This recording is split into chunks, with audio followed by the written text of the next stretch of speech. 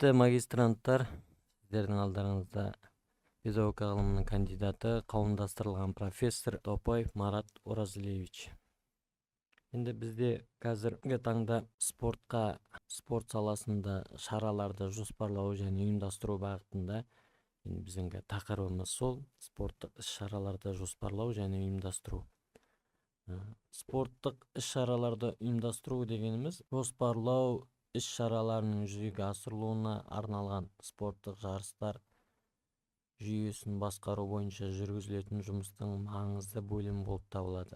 Спорттун адам өмүрүндөгү маңыздылыгы түшүнүү, окуучуларга саламаттуу өмүр салтын үйрөтүү, ар оюнду жоспарлап, оны жогору деңгээлде уюмдаштыруу болуп табылат. Спорттук иш-чараларды жүргүзүү тикелей уюмдаштыруучуларга байланыштуу.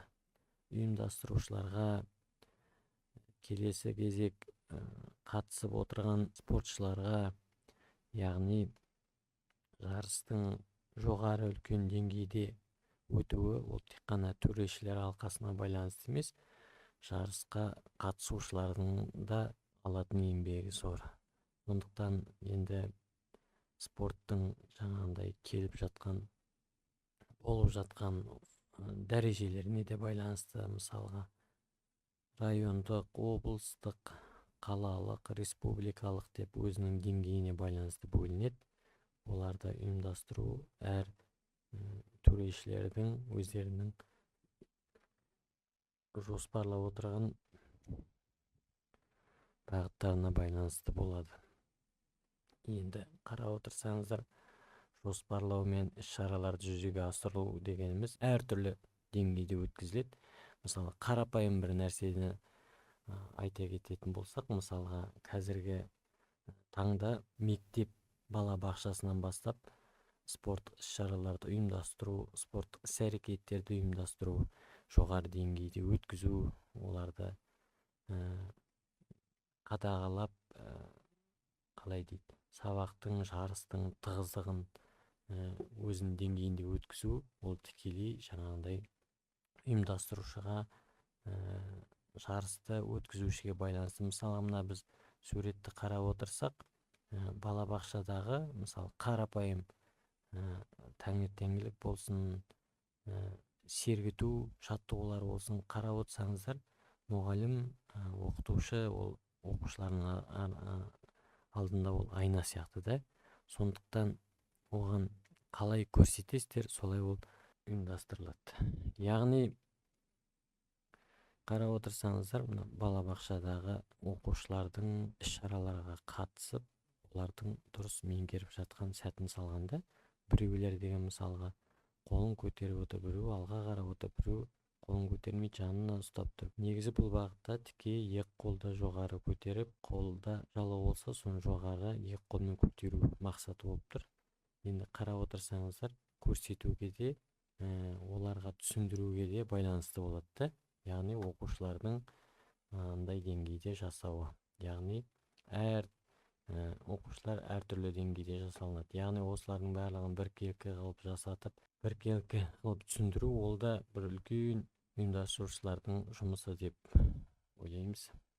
Енді дене мәдениеті және спортты басқару, жарыстарды өткізудегі ол басты міндет болып саналады.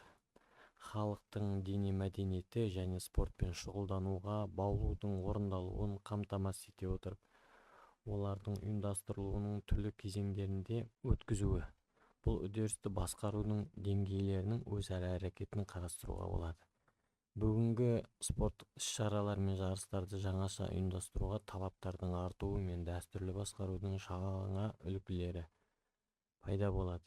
Қазіргі таңда жарыстарды жоспарлап, олардың өткізу тиімділігін арттырып, нәтижелігін анықтау болып саналады.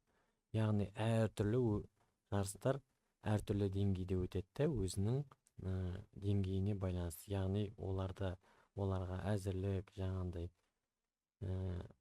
оларда жетістіктер көрсету, олардың тиімді сапалы өтуі де жарысқа, жаңа айтқандай, жарысқа қатысушыларға да тікелей байланысты. Енді спорттық іс-шара дегеніміз, ол спортшылардың, жаттықтырушылардың және дене шынықтыру мен спорт саласындағы мамандардың қатысуымен өткізілетін спорттық жарыс, оқу-жаттығу жиыны болып саналады. Яғни бір сөзбен айтқанда, дене шынықтыру мен спорт саласындағы мамандардың қатысуымен өткізілетін іс-шара деп білеміз де. Ол спорттық жарыс, оқу-жаттығу барысы, жиыны, оның барлығы деген спорттық іс-шараға тиесілі болады. Яғни спорттық іс-шаралардың әртүрлі деңгейде өтуі, мысалы жарыстардың деңгейде өтуі, мысалы үлкен додаларда өтуі, олар деген жаңа спорт саласындағы мамандардың өздерінің өткізу барысы, яғни олардың тәжірибесіне байланысты болады.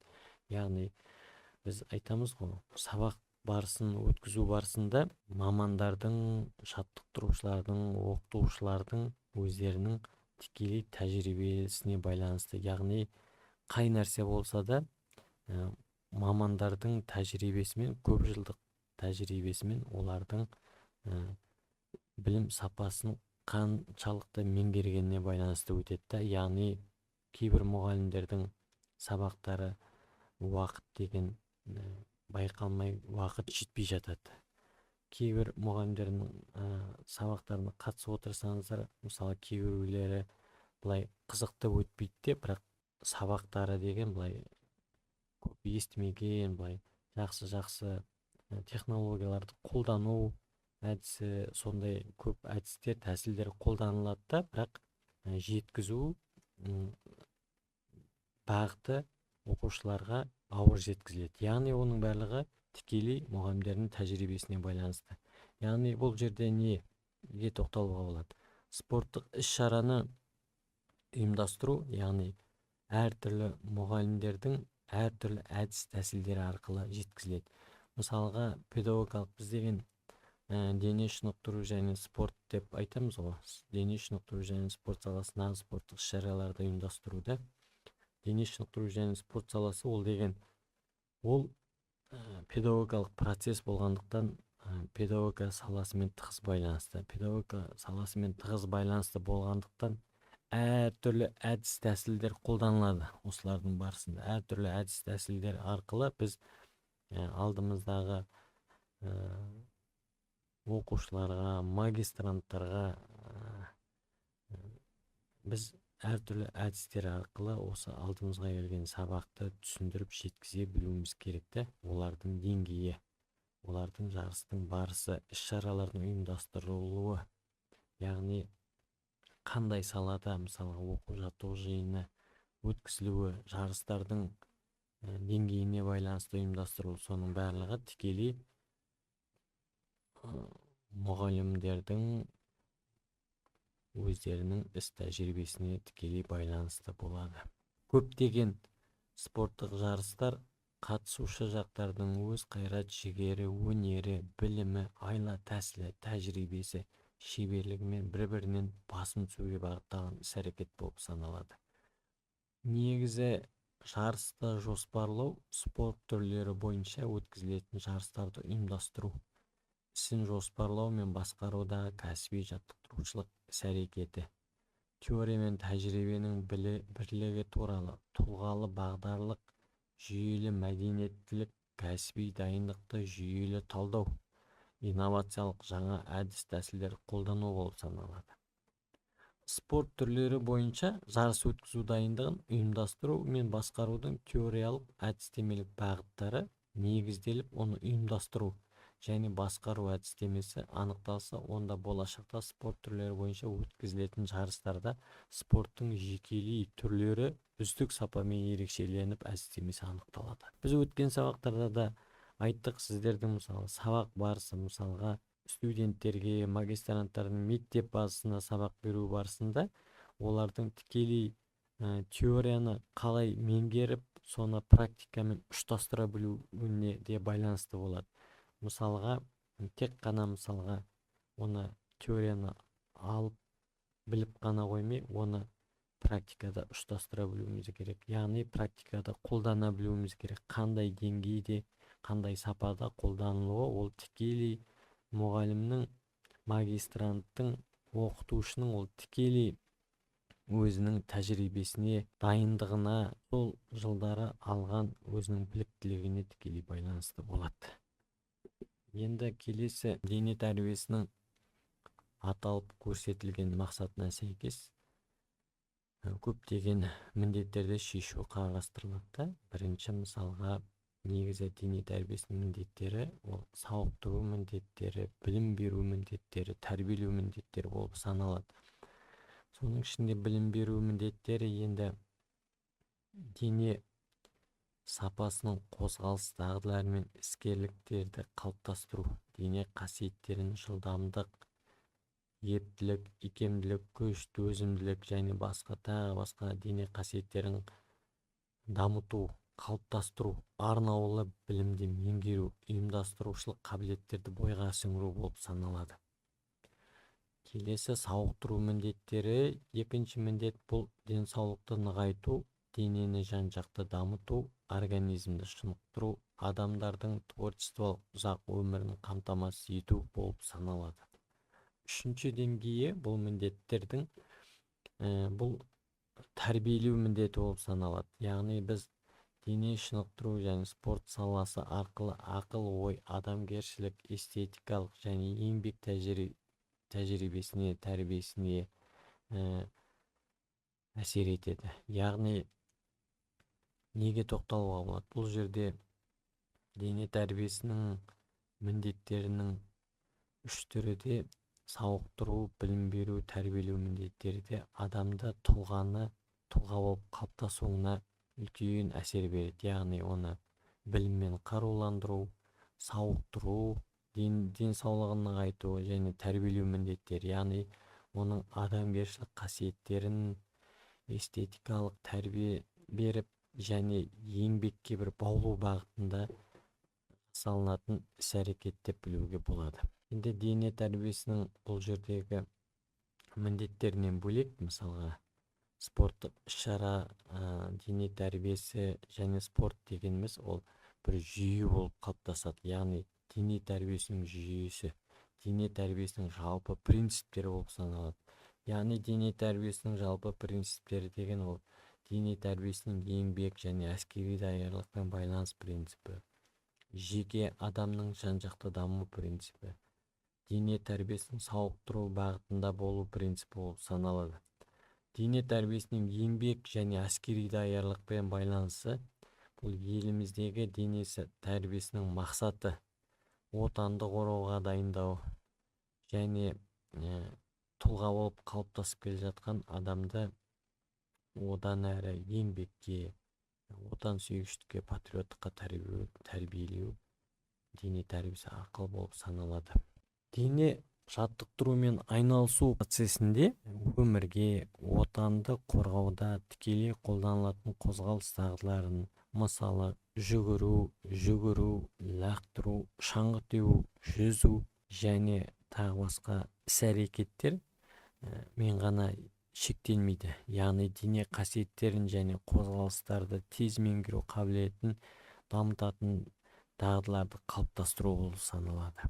Яғни әртүрлі дене қуаты дағдыларын қалыптастыру дегеніміз мына іс-шара, спорттық іс-шара, спорттық жарыстарға дайындық, жаттығу барысында жасалып жатқан іс-әрекеттің барлығы ол бір дене қуаты қабілеттерінің бір қимыл қозғалыс дағдысына қалыптасу болып саналады. Яғни дағдыланып қалуы, бір жаттығуды мысалы әртүрлі әдіс тәсілдер арқылы, мысалы қайталау әдісі арқылы қайта жасау арқылы бір жаттығуға дағдылануы, оны қалыптастыру деген мағына болады. Яғни әртүрлі қозғалыстық дағдыларды, дене қасиеттерін бойына сіңірген адам ауыртпалыққа, яғни әртүрлі дене жаттығуларының әртүрлі қиындық, мысалы бөліп үйрету, тұтастай үйрету әдіс тәсілдеріне төзіп, оны оңай меңгере алу әдісіне жете алады да. Яғни әртүрлі спорттық іс-шараларды ұйымдастыру, жаңа айтып жатырмын, оларға дайындау, ол тек қана деген дене шынықтыру мамандарына да байланысты емес, қатысушы мамандардың сол спортқа ынтасы, сол спортты дұрыс игеруі, сол спортты сүюі, Соның барлығы тікелей байланысты болады. Яғни дене жаттығумен айналысу бұл бір педагогикалық сосын дене шынықтыру процесі бір жүйесі болып саналады.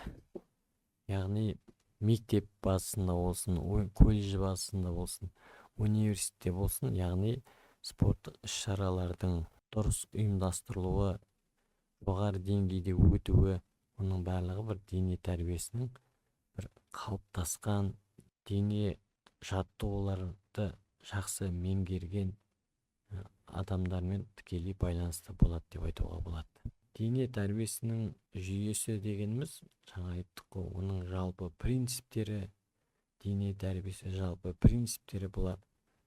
Келесі дене тәрбиесінің байланыстарынан тұрады. Мысалы, жеке адамның жан-жақты дамуы, дене тәрбиесін сауықтыру бағытындағы принциптері.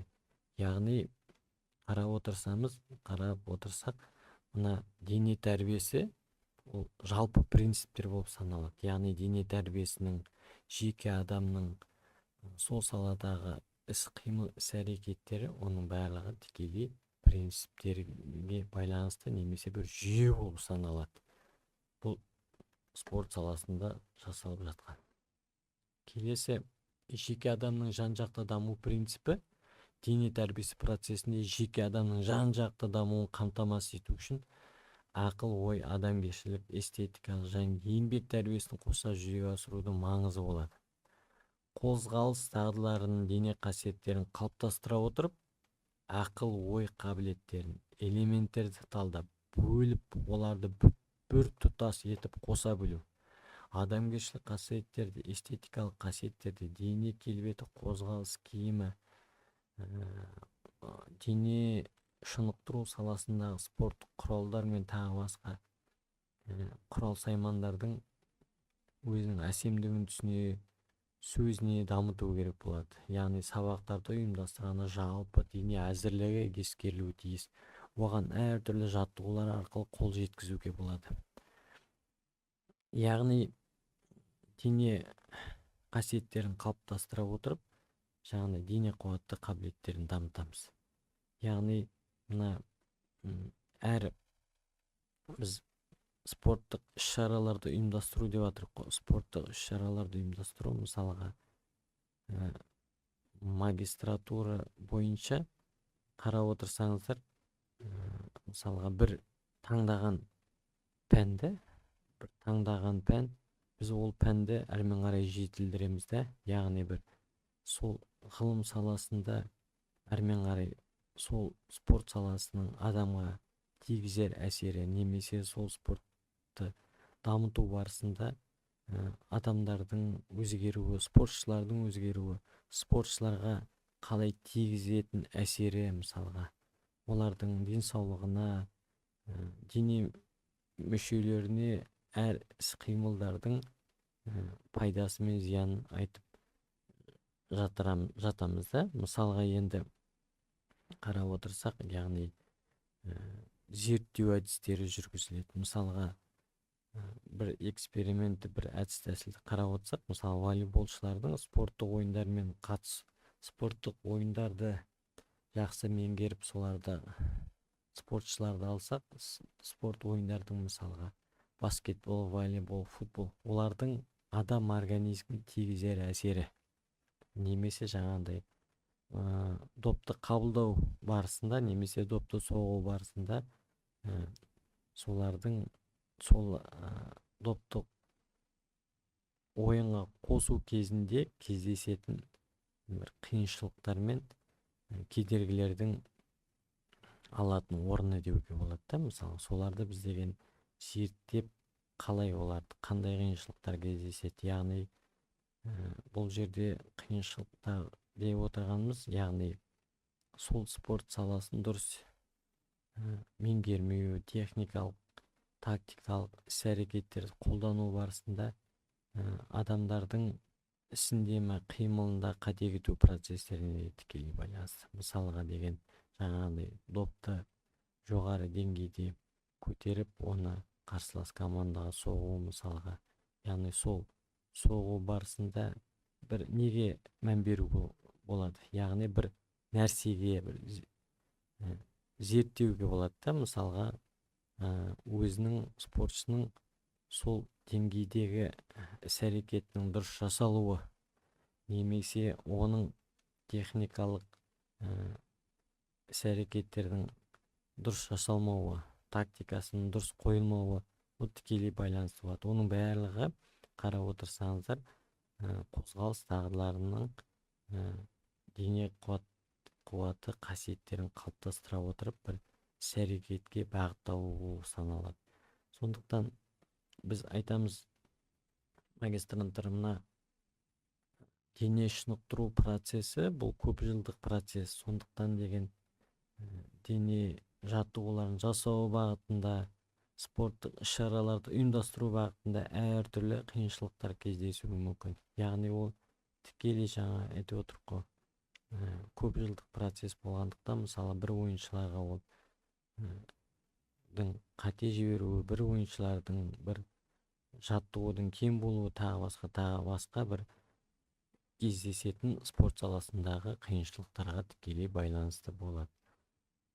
Енді дене шынықтыру тәрбиесінде кездесетін жаңағындай әртүрлі қиындықтар, өзекті мәселелер деп айтамыз ғой. Мысалға тікелей дене шынықтыру және спорт саласы болғандықтан спорттық іс-шараны ұйымдастыру барысында олардың дене шынықтыру тәрбиесінің негізгі ретінде қимыл белсенділігі, гигиеналық бағытта олар қаралады. Мысалы дене шынықтыру тәрбиесінің қағидалары, яғни қандай қағидалар бар, қандай гигиеналық тәртіптер, гигиеналық факторлар бар, барлығы сол тікелей әсер етеді деп ойлаймын. Енді маңызды шара, маңызды нәрсе спорттық іс-шараларды жоспарлау мен ұйымдастыруда бұл адам организмде қимыл белсенділігі болып саналады. Қимыл белсенділігі деп бұл белгілі бір уақыт, сағат, тәулік аралығындағы адамның немесе жаттығушының қимылдарының жиынтық мөлшерін айтуға болады. Яғни қимыл белсенділігі балалар дамуының маңызды факторларының бірі болып табылады. Ол тек қимыл анализаторының және оған тиісті қимыл үйлесімділігі, күш, жылдамдық, ептілік, төзімділік сияқты қасиеттердің дамуына ғана емес, сонымен қатар басқа мүшелер мен жүйелердің дамуына және іс-әрекетін белсендетуге, сондай-ақ ағзаның қарсы тұру қабілетін жоғарылатуға бағытталған іс-әрекет болып саналады. Яғни қимыл іс-әрекетінің үйлесімділігі, мысалы дене қуаты қасиеттерінің жалпы дамуы, мысалы дене қуаты қасиеттері қандай, мысалы адамда дене қуаты қасиеттері бар да, мысалға күш, жылдамдық, ептілік, төзімділік, икемділік, яғни оларды дене қуаты қасиеттерін біз дене жаттығулар арқылы біздеген дамыта аламыз. Яғни сол дене қуаты қасиеттерін үлкен қимыл белсенділік арқылы біздеген спорттық іс-шараларда ұйымдастыра аламыз. Яғни спорттық іс-шараларды жоспарлау мен ұйымдастыру, оларды жоғары деңгейде өткізу, ол тікелей спортшылардың қимыл белсенділігіне тікелей байланысты болады. Мысалы, дене еңбегі жүктемелері, қанның оттегімен қанығуы және зат алмасу процесі бұл қай уақытта артады? Яғни адамда қимыл, қозғалыс, іс-әрекет жасалған уақытта. Яғни спорт іс-шараларды жоспарлау мен ұйымдастыру дегеніміз ол тікелей жаңағындай қимыл іс-әрекетке солардың дұрыс бағытта ұйымдастырылуы, сол бағытта іс-әрекет жасалуы соларға тікелей байланысты болады. Соның арқасында ағзаның өсуі мен даму үрдістері оңтайланады, оң сезімдер пайда болады, психикалық саулыққа қолайлы әсер қамтамасыз етеді.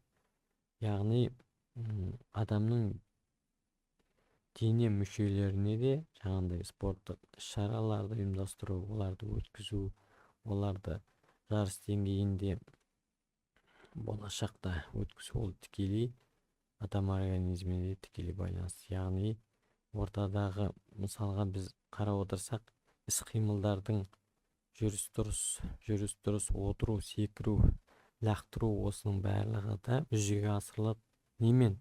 Қимыл, іс-әрекетпен. Яғни сол дұрыс қимыл, іс-әрекетті жақсы меңгеріп, дұрыс деңгейде өткізу, дұрыс деңгейде жасау, бұл деген спорттық іс-шаралардың қарқынды өтуіне тікелей байланысты болады. Яғни дене шынықтыру процесінің маңызы, реттеушілік механизмі, олардың барлығы жоғары деңгейде зерттелу немесе оларды түсіндіру қажет болып саналады.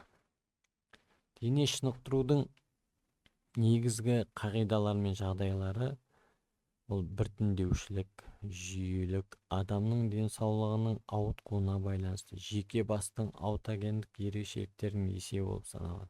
Дене шынықтыру үрдісінде күннің жылулығын, суық суды және ауа кешендерді пайдалану, яғни табиғи факторлармен тікелей байланысты болады. Яғни спорттық іс-шараларды өткізу, жоспарлау және ұйымдастыру ол да табиғи факторлармен байланыса отырып жасалатын іс-әрекет болып саналады. Яғни ауа райының жақсы болуы, ауа райының ашық болуы, ауа райының қолайлы жағдайы болуы, ол деген жағдай жасалынып жатқан спорттық іс-шараларды жоспарлау барысында оларды дұрыс өткізу, дұрыс ұйымдастыру, жоғары деңгейде өтуде табиғи факторлармен белсене отырып жасалынатын іс-әрекет болып саналады. Яғни табиғи факторлармен тығыз байланысты деп айтуға болады. Енді құрметті магистранттар, бізде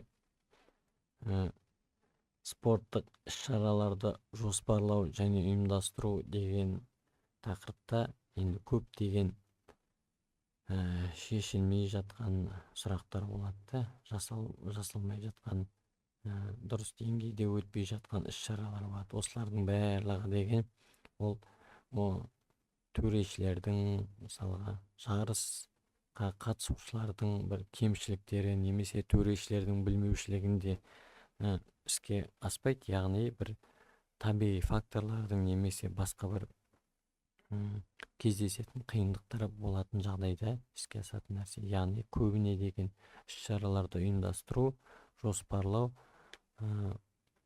олардың барлығы тікелей жаңағындай жоғары деңгейде өтуі тікелей төрешілер алқасына байланысты болады. Яғни спорттық іс-шараларды жоспарлау барысында, яғни бізге көп нәрсеге дайындалуымыз керек.